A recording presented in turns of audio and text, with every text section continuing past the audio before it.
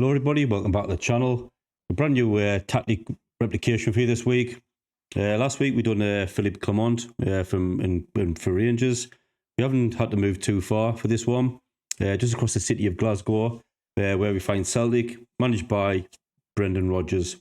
So a well-known manager, certainly kind of a manager I know quite well.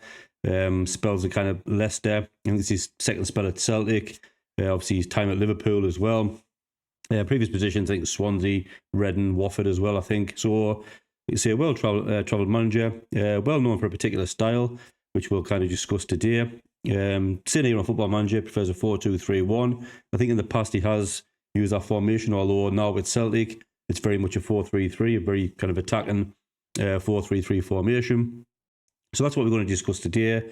Like I say, what I expect from a kind of a Brendan Rodgers tactic is, certainly with Celtic as well, high possession, certainly high passing, quick passing, but very accurate, very aggressive. Not quite of a gegenpress as you'd imagine, what you'd probably get with a 4-2-3-1. Like I say, it is a 4-3-3, but not aggressive in the initial kind of the way they set up, but very much a kind of lead teams on, get them in the middle of the park, certainly in the Scottish Premiership, the SPL. And then just kind of look from there to kind of explosive kind of attacking capabilities, get to the wide men, get into the box, and obviously kind of score some goals. But he is known to be defensively solid as well. This is not a kind of a gung-ho tactic, gung-ho approach. Like I say, it's very much a really kind of contained, tight 4-3-3, but that releases the players where it needs to be, creates lots of chances, scores lots of goals, and that's what we're in for today. So high possession, high passing, high accurate passing, lots of goals, and very few conceded. It is the aim of my tactic today with Brendan Rodgers. So what we'll do is we'll show you how this kind of tactic got on in the league, see if I kind of got those kind of things I wanted out of the tactic, what I've spoke about there.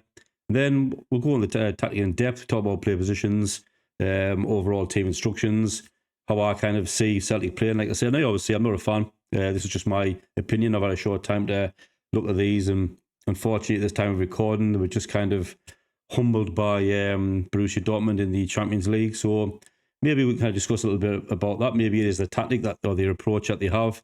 What works in the SPL isn't necessarily working in Europe. So like I say, we'll go through all that, and then I'll probably try and show you how it plays in game. Ultimately, no matter what I do on here, I always want to make it a Football Manager friendly tactic. That's the whole point. I want people to be able to take this, maybe take it into their saves, make it better. And again, as I do always say, if you are a fan, if you're a huge Celtic fan, certainly know a lot more than I do.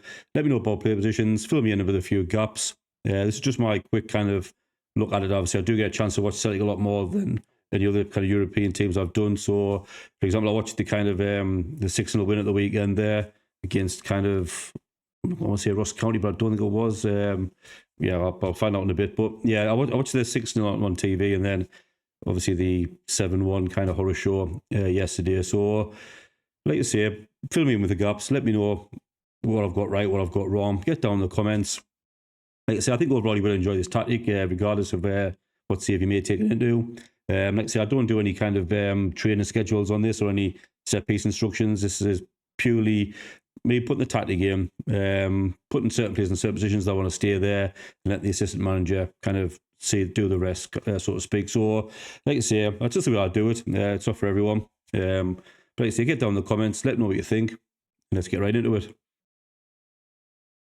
So, just a quick look at the stats in the Cinch Premiership. Like I said before, I wanted to score lots of goals, concede very few, be very good in possession, dominate possession basically, and very kind of high accurate passing. So, looking at that, I mean, obviously you can tell how good a season we had. Scored 111 goals.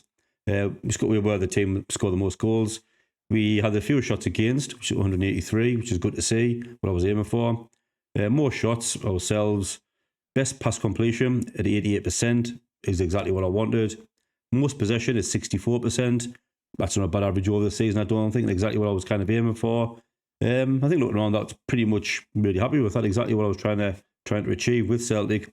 So we'll deep dive into this a little bit. We'll pop over the data hub and have a look at a few more kind of stats. So general performance then, 2.92 goals per game. Conceding just over half a goal a game, 0.58. Expected goals against was 0.62. We're having 18 shots per game. Pass completion ratio was 88.45.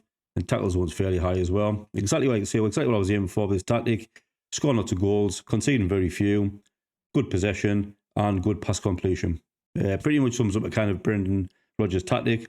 Like I say, very high tempo, but very kind of precise. Like I say, good in possession, not very wasteful. Exactly what I wanted. High scoring, very low conceding. So it's got a little bit more look in depth in this one then, the data hub. Just a few things I want to kind of show you to kind of like obviously reinforce the point of what I was trying to kind of make with this Celtic tactic. So looking at pressing intensity, you see that we're kind of pretty much standalone in the low number of opposition passes per defensive action and high defensive line position.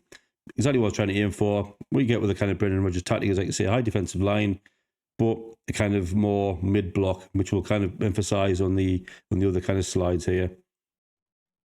Defensive efficiency then, quite impenetrable defence, exactly what I was aiming for. Worked out perfectly. Possession, slightly disappointed. Obviously, infrequently wins the ball, but reliable in possession. So not winning the back very often, but when we do, we are reliable with it. Obviously, I'd rather say it's slightly higher, similar to where Rangers is at, but yeah, something that we have to kind of look at, because I think they do win the ball back very often, and like I said before, with the passing accuracy, they should be fairly reliable with it. Defensive actions, pretty much in kind of the area I expected, playing a kind of mid-block, which we'll discuss a little bit later, give a little bit away there, but yeah, we do tend to play obviously a high line with a mid-block, and these are the areas that you expect to win it back, certainly more around about this area, maybe slightly deeper as well, but certainly the areas I expect playing that kind of style of football. Possession gain, again, probably perfectly balanced the way I wanted, playing that mid-block. It's obviously doing the job, just inside our own, just inside the halfway line in our defensive half. Yeah, exactly where you wanted. It's again, slightly higher as well. So in between these two areas, pretty much what you would expect with a kind of a mid-block style tactic. And possession lost, again, really high up the pitch there. If not enough, obviously, in the opposition's kind of final third. It is just, again, it's after the defensive midway line. Sorry, in their kind of third of the pitch. Like I say, I'm not disappointed with that. Pretty much where I expected. Like I say, we're not losing possession in our own half. Where we do lose it, it is in the opposition half. So not very wasteful. Really happy with that, to be honest. So a few little things kind of there I want to show you about possession, kind of where I kind of saw this tactic going. Like I say, what we'll do is we'll pop over to the squad screen. Goals then, obviously, Furashi. Apologies if I just butchered his name there. 40 appearances, 33 goals. Nicholas Kuhn, 18 goals. Callum McGregor, very surprising from a defensive midfielder role, popping up with 16. Maybe he's free kick taker, maybe, or I know he likes to lurk on the edge of the area. Ida, 14. Tarty at 10, and obviously down to home, Engels, etc., 9s. Assist-wise, 16 for Engels, 15 for Hatati. Kuhn, 14. Mida, 12. Johnson, 11. And then down to your 7s and stuff with Bernardo's and Palmer, etc., etc. Really happy with that. Yeah, a lot of goals scored, a lot of assists from the areas I expect. Like I say, when we talk about the tactic, I'll explain how I set it up. I'm not sure if I was 100% with this, but that probably explains why we get a lot of kind of assists from midfield. Also, Johnson's still there, right back with 11, which is good to see. But quite a few from our kind of wide areas as well. Again, really good, but obviously Engels, Tarty, kind of obviously midfield there, and Engels, popping up with 16 and 15 respectively. So competition-wise then, how did we do? Not too bad. As you imagine, we won the treble. Winners of the Scottish Cup, beating Rangers in the final, winner of the Premier Sports Cup as well, and very convincing winners of the Cinch Premiership as well. 106 points, unbeaten season, lost none, drew only 4, scored 111 goals, conceded 22. Not a bad season. Fairly comfortable over Rangers in the end. So yeah, really happy with that. Treble winning season. Not so well in Europe, which probably is true to life as well. I think we got knocked out in the group stage, I think. Not sure what group we were in, to be honest, either. Yeah, bottom of the group. Really disappointing, to be honest with you, but tough group as well. Porto actually topped it on 15 points. Arsenal and Paris Saint-Germain. Yeah, not much chance of that one, winning that one, getting through that, but yeah, give it a brave effort, I suppose. Minus 10 goal difference. Could have been worse. But yeah, so overall, trouble winning tactic, trouble winning team. Yeah, not far from real life, I suppose. Win anything in Scotland. So here we have it then. Brendan Rodgers' 4-3-3 tactic. Talk about kind of player instructions, team instructions as well, mentality and stuff. Like I said before, it's 4-3-3. As you probably gathered, utilising them in mid-block. Like I said, not your really gegen-pressing style. Goalkeeper pressing, the other team's half, closing them down. It's not like that. It's very much kind of sit back, invite the other teams onto them, and then hit with kind of quick aggression, quick passing to space, utilise them wide men. I think in the meanwhile come from the midfield engine. That's how I see it. I know I've kind of seen kind of references to maybe he's straight at the wings kind of thing, but I think a lot of good stuff happens in midfield from what I've seen. Obviously in this case it's kind of Engels and Atarte.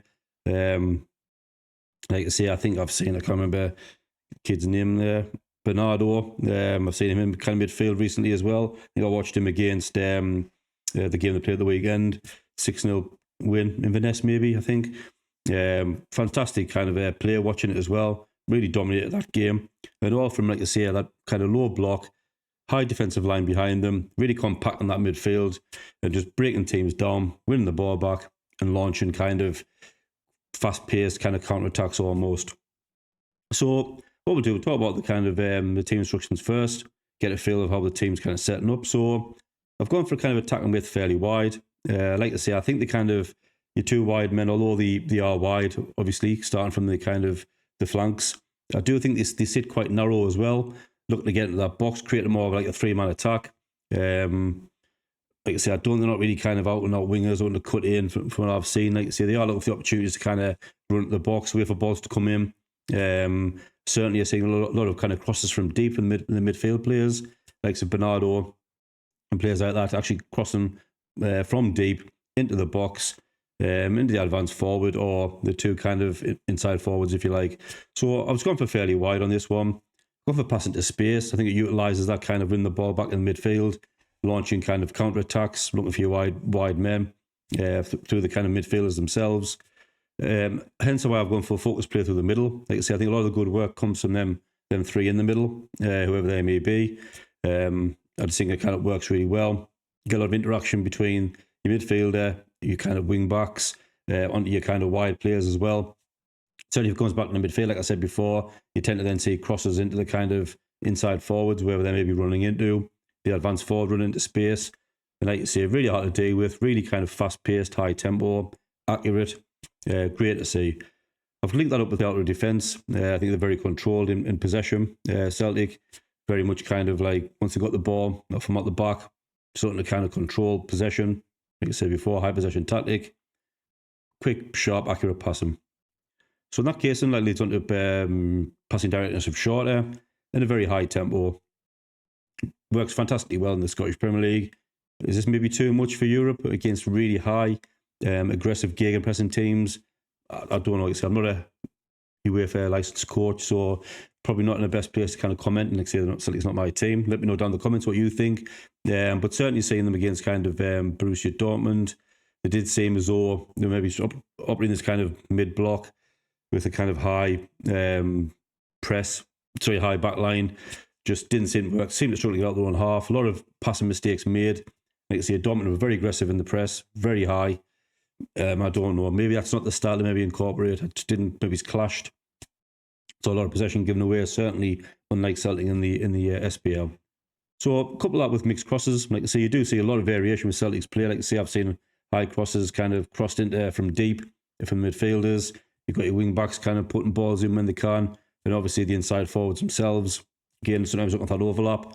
Sometimes driving in with the ball, looking for that advance forward, or the midfielders coming up to support from the front two and the midfield three there. A couple obviously that was running defence. Like I say, very aggressive when they get the ball. It's up there quickly. It's very aggressive, very in your face, looking to punish teams, cause panic, catch teams out of position because they've obviously come a lot deeper to obviously match kind of Celtic's kind of mid-block. So that's kind of seems to be the style that Celtic kind of, or in my opinion, they incorporate. In transition then, counter press and counter. Like I say, they are looking to win the ball back through his possession, and straight away they are looking to counter. Very simple. I've gone for distributed centre backs in this as well, with take short kicks. Very controlled, very possession orientated where they can. Like I say, very kind of lethal in the attack. Out of possession then, like I said before, mid block with a high defensive line, really compacting that midfield. And like I say, with the players they've got, certainly the kind of, like I say, the Scottish Premier League, against the teams that they come up against, which, like I say, without trying to be too disrespectful, I think they are going to dominate the vast majority of Scottish Premier League games just by the nature of who they are and their calibre compared to the others. Trigger pressing much more often, but no prevent short goalkeeper distribution. They don't go that high, and get stuck in. Quite simple. Tactic itself then. Kasper Schmeichel, sweeper keeper on support, no further instructions. It's fairly straightforward. Had a bit of a howler against Borussia Dortmund there the other night, but like you say, we're all have kind of off nights, I suppose. Wing back on support, close down more and tackle harder for Johnson. Like I say, I haven't gone for these guys for specifically look for the overlap. I know that obviously they do in some cases, but I just don't have kind of Maeda and Kuhn as kind of ball holding inside forwards where they're holding onto the ball, waiting for that overlap. I know it does happen. I have seen on occasion, I think I've replicated well in here as well, where if Maeda or someone gets stuck, you do have Taylor kind of just behind them for support. So you will see that kind of pass it off at Taylor. You can then maybe get a cross in as a better opportunity, maybe just run at the byline, etc. So I've left that as like natural as possible. To be fair, some of the highlights I've watched, it does come through really well. Exactly what I aim for, but I still want these guys to hold on to the ball, waiting for that overlap. I'm not sure that happens very often. Like I say, I think more often than not, kind of Maeda's running into here, looking for kind of the balls to be played into him, as well as Kuhn as well, possibly. But not really kind of, holding that ball up like a winger, waiting for someone to run behind him or run inside him. So that's what I've gone for, both sides. Close down more, tackle harder, and Johnson and Taylor, wing backs on support. Now, defensive-wise, Carter Vickers, I've gone for a ball-playing defender on defend. Very simple. Simply take more risks, hold position, no further instructions. And Trusty, I took a little bit of a gamble. I haven't seen much of him, so this is maybe just a one-off game. But I quite fancied him as a libero. I saw him against I think it was Inverness. Sorry if I've got that wrong at the weekend where they won 6-0. And he was extremely high. Like I say, starting from obviously this position here, he was up here quite a few times. Seemed like a really kind of dynamic centre-back. Likes to get forward a little bit. I think he was involved with a goal that got disallowed early on, I think. So, I just kind of thought, stick him as a libero. Not sure if that is the case. Not sure if I've kind of been overly aggressive with him. But, from what I did see of him, the very short kind of clips, he does like to get high up the pitch. So, DM on defending in McGregor. I did kind of toy with having him as a deep line playmaker. Someone to kind of act as that pivot, that as well as the anchor, in front of the defence. Kind of a stalwart of Celtic, 31 years old. Still kind of obviously a very talented player in here. Tackling's not great, but good passing, good vision. Maybe, a deep line playmaker, sorry. But I thought I'd have him on defend. I want him to kind of be that guy that closes down any attacks, as well as kind of supporting the wing backs. Obviously as they kind of come up as well. But like I say, back to that defensive anchor. I don't know if he plays slightly higher in the midfield, but I'm pretty sure looking at the way Celtic set up, he is that kind of anchor point, if you like, that pivot in front of the defensive line there. Moving up then, I've gone for a box-to-box midfielder. In this case, it was Hatate. Sitting on cross more often, get further forward, close down more and tackle harder. Like I say, I want them kind of when in wide positions to get some crosses in, just purely because I think I replicated what I saw in the highlights and the games I watched in real time.